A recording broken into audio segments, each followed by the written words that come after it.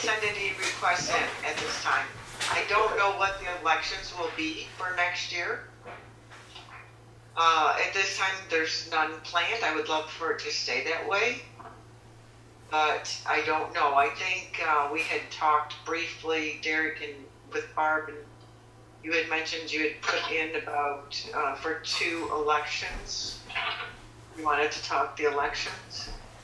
Yeah, I think the concept was because the elections financially can have like a kind of a rippling effect on the budget. So what we did is put in a placeholder for the elections in 21, even though there's none planned at this point. Of course, there could always be a special election potentially to come up, but instead of like having these massive swings year to year, put in a placeholder just to kind of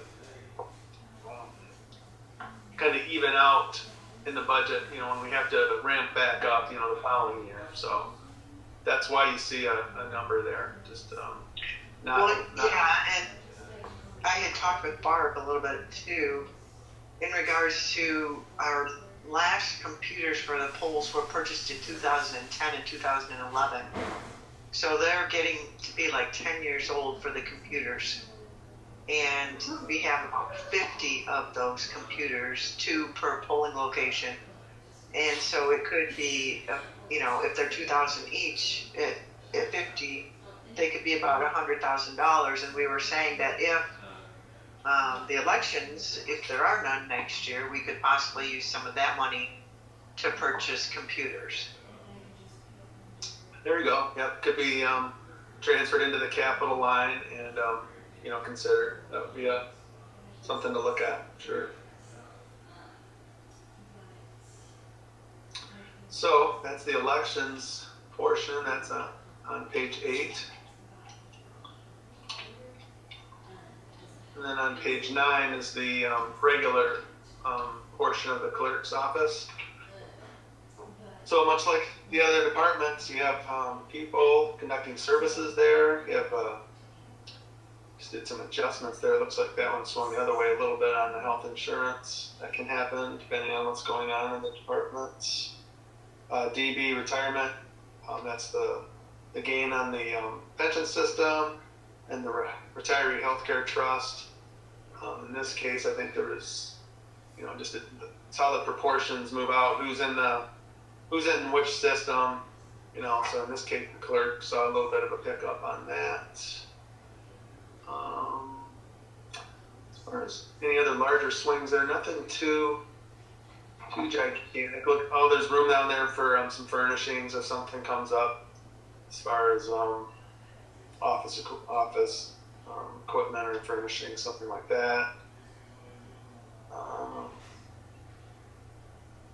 But that's about it. There's just pretty minor overall changes from year to year. Looking at 21.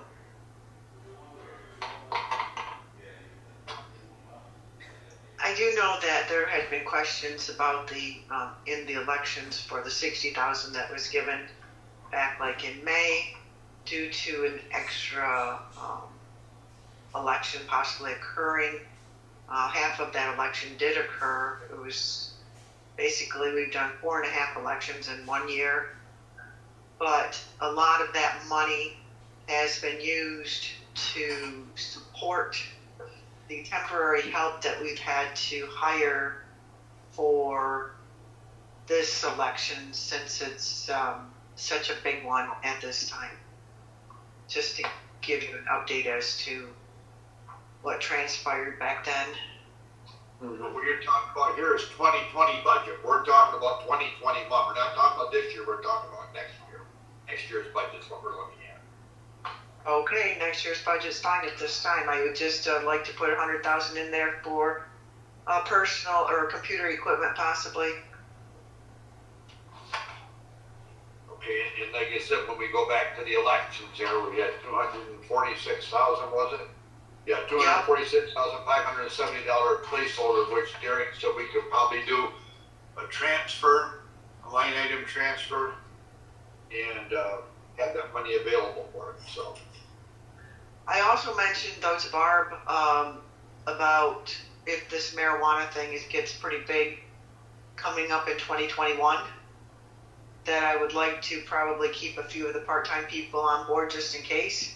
We do have people that have not taken any vacation through the whole year, basically, and they're going to probably have to be compensated somehow for that.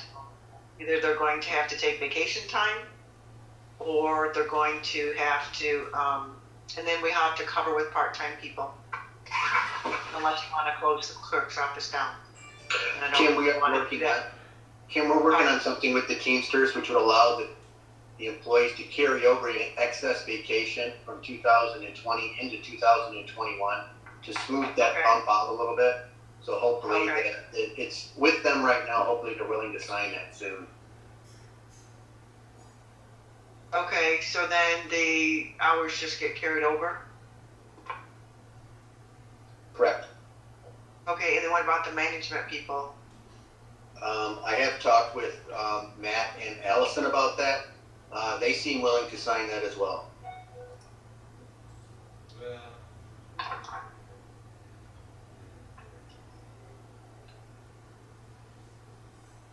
Okay, well that's a lot of hours. I know that there's a lot of hours piled up. So that's why we might have to keep part-time people to help support while people take vacations, if that's how you want them to do that.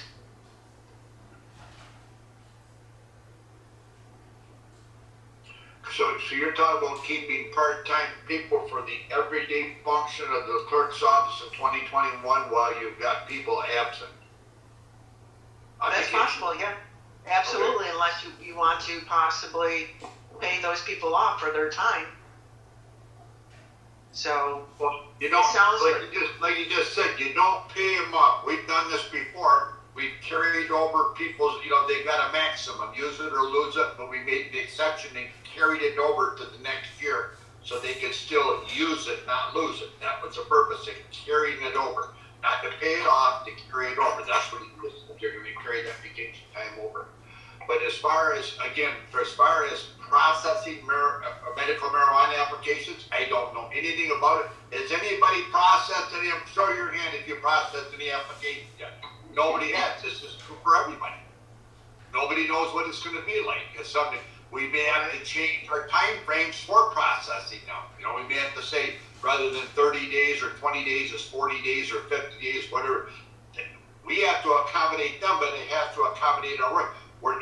We've got a small fortune in attorney fees. We'll probably have to issue 3,000 or 4,000 medical marijuana licenses before we ever break even on attorney fees. So I'm just saying, the processing part of it, that's going to work to our schedule, not the people applying schedule. That's what we're going to have to do, process them, and then we've got another procedure that we have to go through. But again, it's going to have to work to our schedule too. So again, like I said, as time goes on, it's a learning experience. And then we'll go from there. If we need to carry over part-time help for 2021 to make up for the days that some people of the full-time people are on vacation, then I guess that's possible.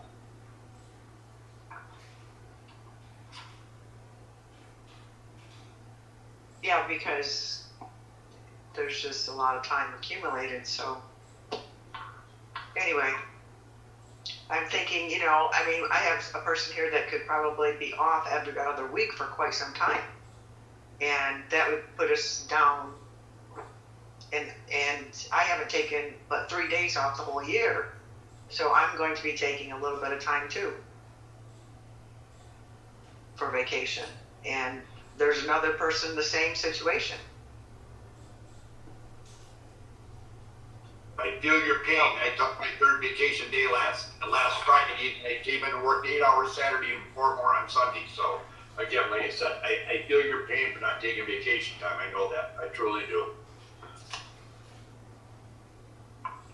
Yeah, life's here Saturday and Sunday too. So.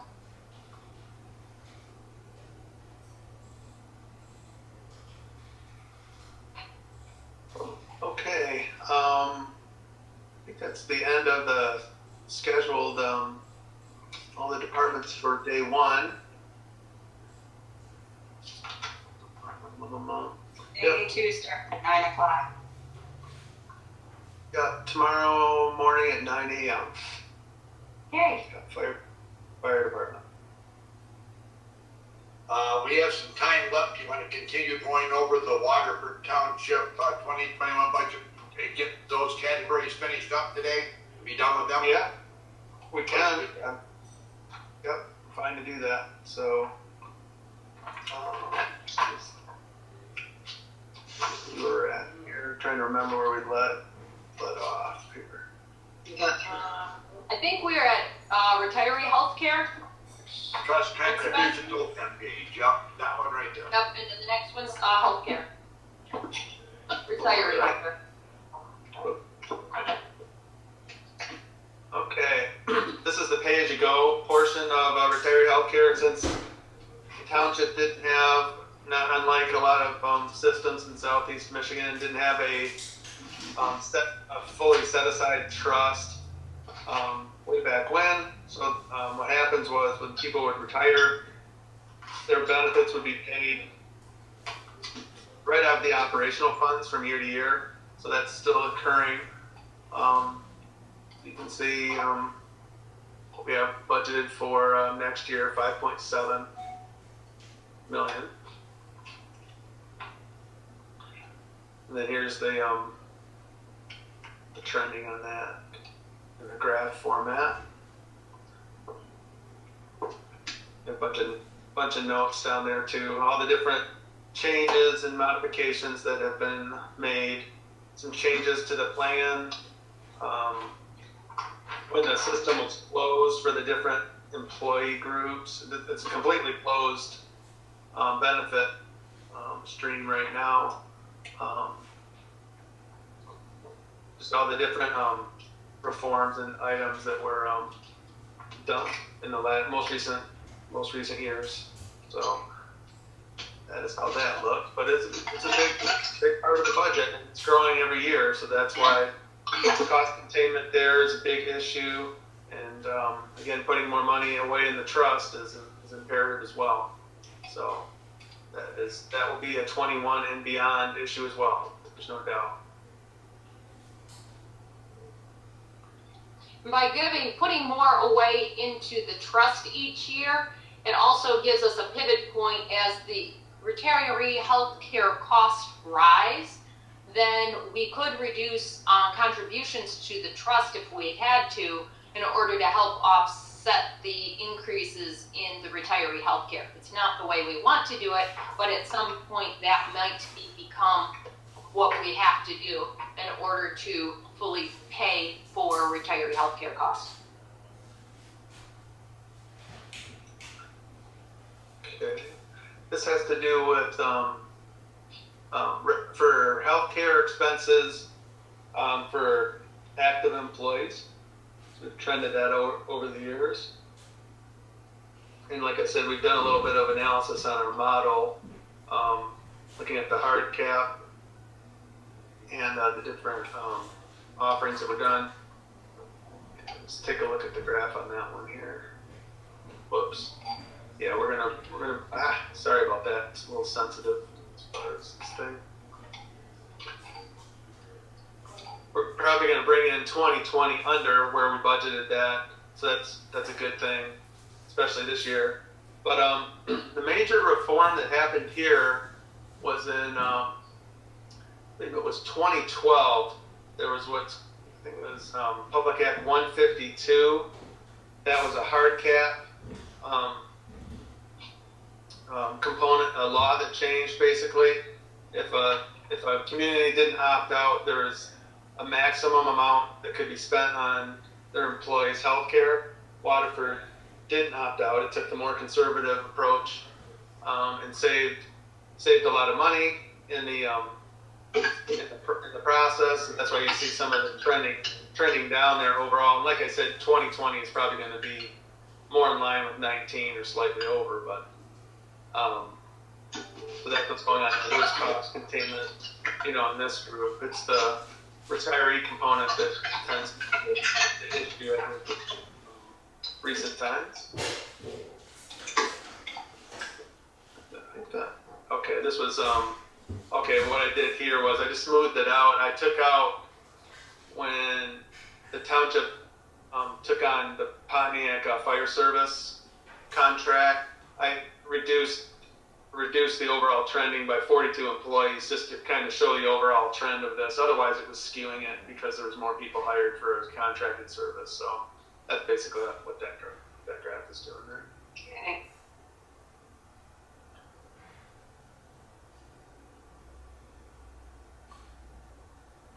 Okay, that is it. That is the end of the trending. So, if there's any questions on that, we'd be happy to go over that.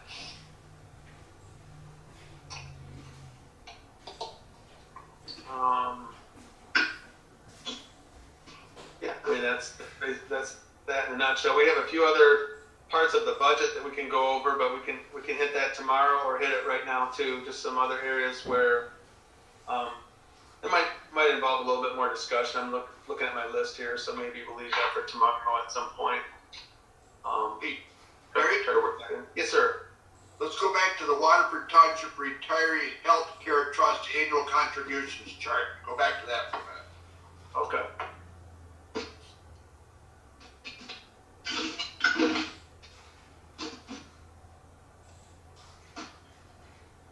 That right there, I had broke it down, like I said, just looked at that, like I said, but the last 9 years, including 2020, 13 to 21, we paid down $12,121,168. That's pretty impressive right there. It really is. It is. Yeah, that's part of what's allowed us to get into, around almost 15% funded. So, Right. Yeah. that's not the only reason, but that is a good chunk of the reason. And keeping in mind too that every one of those deposits is managed by actually it's the General Employees Pension Board handles that, and it's invested so that you have compound interest taking effect too. So it's actually even more impactful than that even. So, like anything in life, the sooner you save for retirement, the sooner you save for a kid to go to college, the sooner you put money away for a new car. I mean, the sooner you start, the better you are.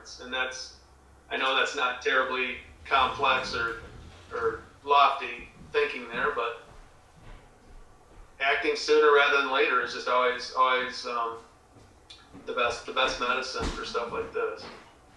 And it's always easy to predict the future once you're in the future. I'm saying that to look ahead. I mean, there are some people that had an uncanny knack for being able to look ahead, and people often refer to like the sins of our forefathers. Okay, but not beating anybody up or anything. But like basically, until people started retiring and drawing pensions and getting retiree health care, I don't think anybody really understood the impact that would have. And you go back at one time, the township had 300 employees and nobody retired. Now you got 300 employees and you got more people retired than you had employees. I mean, it's a complete 180-degree swing from what it was, and that's where, like I said, these unfunded liabilities come into play. And like it or not, that's our responsibility. We have to deal with it. And I said, we have hit this hard. We have hit this hard since 2013, and I'm very, very proud and happy of what we've done as a group, consolidated together. Budget people, HR, township board, trustees, full-time electeds, everybody involved going over this and working on this. And again, we mentioned earlier that you guys put together the corrective action plan. The first time in, it was accepted. There's a whole bunch of municipalities that did not have it with, so that's got to be seeing something positive in that regard about what we're doing here. Oh, for sure. Yeah, it's a big hole, but you gotta just keep shoveling into it, and just taking good steps. And you can't solve it all in one day, but just try to line up all your strategies and make decisions. So that trend will just need to continue. I'm hopeful that it will. I think it will. So. Yeah, like I said, we can do when we can do it, not say, well, okay, we can this year, but let's hold off. Let's grab hold of that money and then see what happens next year. We got it, we pay it, we don't have to think about it again. Mm-hmm. For sure. Yep. Absolutely. Job well done, gang. Yep.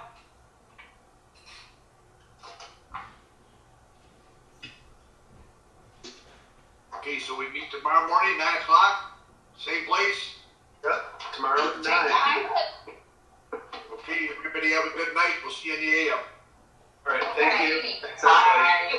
Bye. Hey, Bob, I can get that to you in the morning. Sounds I'll give it to you. fine.